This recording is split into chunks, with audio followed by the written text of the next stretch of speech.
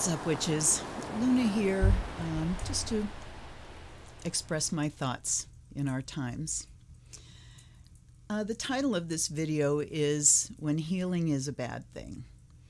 Now, the word healing is something positive that happens after you've been hurt, right? So how could it ever be a bad thing?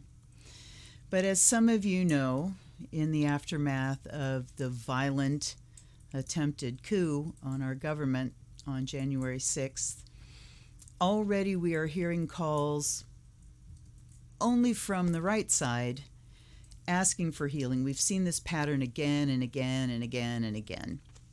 And it is a pattern. It is directly out of the abuser's playbook, the narcissistic abuser's playbook, whether that abuse is physical, mental, verbal, emotional, all of those things. And it goes like, okay, I'm gonna hurt you, and then immediately come back with contrition while you're still hurting and ask for forgiveness and let's move on. And truthfully, who wouldn't want to? Who wouldn't want to heal when you're hurting? But think about a couple things. Imagine that something has happened and you now have something foreign in your body, like a splinter or a piece of metal or a nail in your foot or a bullet somewhere in your body. And that thing had to get in by violently forcing its way in one way or another. And we decide that it's best to just heal. And so the point of entry where this thing broke its way into the body is allowed to heal over. What can happen then? Well, you've still got something that doesn't belong there in your body, and as I'm talking about this, I'm watching trees fall in the woods. And now you've got this foreign thing in your body that your body is going to try to expel, and that probably came in with other foreign matter that causes an infection, and then you end up with more pain and an infection that spreads throughout your body and, can potentially kill you. So to let something heal over before the damage has been repaired can definitely be a bad thing.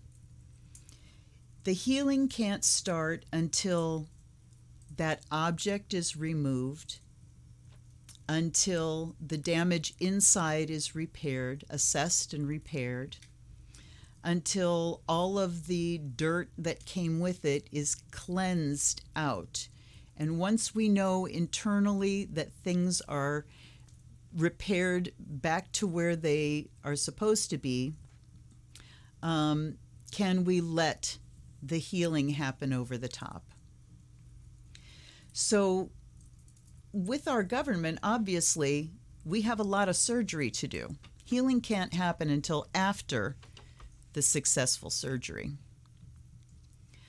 And it is abusive to ask the person that still has this wound and this damage and something foreign and bad inside of it. It's really damaging to ask that person to just heal and not have the problem fixed for them. If you went to the doctor and said, I've got this bullet in my arm, the emergency room doctor said, just let him heal. It's okay. Put a Band-Aid on it. Let him heal. That would be malpractice. That would be making the damage worse. So imagine now that you've had the crap beaten out of you. And, bad enough that you're in an ambulance and you're on the way to the hospital. You're in tremendous pain. You're scared. You're angry, that someone would do this to you. You don't know how bad the damage is, but you're in tremendous pain. And the person in the ambulance says, you need to start the healing process. Let's move on. You being upset by this is only going to cause more division between you and the person that hurt you. So it's time for you to move towards healing. How would you feel? Now imagine that you, and you might not have to imagine this, to our black brothers and sisters who watched their peaceful demonstrations to stop police in this country from killing them for no reason whatsoever. Unguilty, peaceful people, non-criminals, and were met with the violence that they were met with. Rubber bullets, tear gas, pepper spray, flashbangs, cops unidentifiable because they're encased in tactical gear, and their peaceful, lawful protests sitting are met with this kind of violence. And imagine that you're one of them trying to finally, fully get the rights that you deserve in this country. And you're watching these white men and women storm our Capitol to be met with, here, come on in. Yeah, come on. Here, let me move this barricade. Oops, I'm sorry. Hey, you want a selfie? From the white law enforcement, some of the white law enforcement at the Capitol. Imagine how you would feel. And imagine how you would feel if somebody says to you, you know what, we really need to heal. Don't divide us further. Imagine how insulting and how damaging that feels. I can only imagine because I'm not black. So, you know, there's so much more damage that's happening from these calls, and the absolute vast majority of them are coming from the narcissistic abusers in this case, the Republicans in our government. Not all of them, but there's a cadre of seditionists in our government. And, you know, in the general population, your friends on Facebook, people that are saying, you know, we need to start healing, it's not always somebody that's trying to cause more damage and be abusive. It's not. Who wouldn't want to heal? Who wouldn't want the pain to stop? We all want the pain to stop. But the pain is chronic.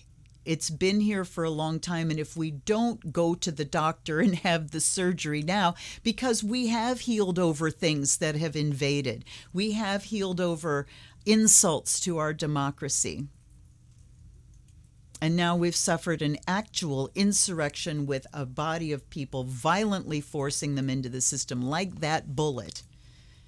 And because we've allowed little pieces of shrapnel and little splinters to invade and healed them over, it has gotten worse and worse. It has enabled the situation that we're in now. So the people that are saying, you know, I want this, I want to heal, I'm not really faulting them. It is instinct to want to get past something that is so intensely painful. And if you're not in that intense pain personally yourself, it's very easy to say, we need to heal, I need to turn away, is what I hear. I need to turn away. I need to get back to my normal life. Well, guess what? So many people in this country don't have the normal life that we have never had the normal life that I, as a white person, enjoy. So I ask myself, why are these calls coming? You know, why, when we've been through this so many times and the calls for healing happen and people go, don't do that, why does it keep happening? And my belief, my feeling, my read and understanding of the situation is that because we have not yet learned how to be with our own discomfort, our own uncomfortable feelings, our own feelings of anxiety and pain and sadness and fear. Fear is the big one, folks. Fear is the one underlying them all. Fear and shame are the two biggies.